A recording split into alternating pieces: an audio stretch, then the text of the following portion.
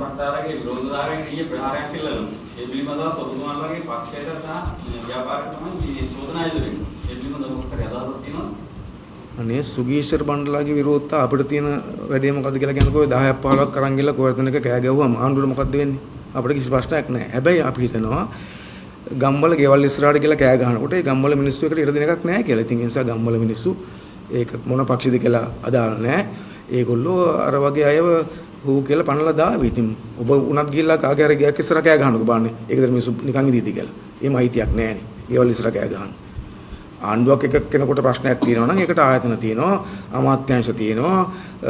ඒ වගේ තැන් වලට ගිහලා අපිත් උද්ඝෝෂණ කරන්නේ. 4-5 දෙනෙක් නෙවෙයි 10 ගණන් වල ගිහිල්ලා. අපි කායේ ගෙවල් ඉස්සරහට ගියේ නැහනේ.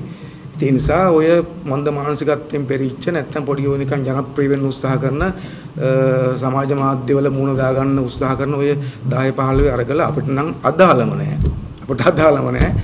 ඉතින් ඒකට මිනිස්සු විරුද්ධ වෙලා ගැහුවට අපිට ගන්න දෙයක් නැහැ. ඉතින් ඒකට ගියපු අයකට මුණ දී ගන්න ඕන ගම තියෙනවා. මං හිතන්නේ මම දැක්කේ එතුමා කියලා තියෙනවා. එතුමාට ගැහුවෙත් නෙවෙයි වෙන කොහෙද ගහපයක් වැදුනා කියලා නේද?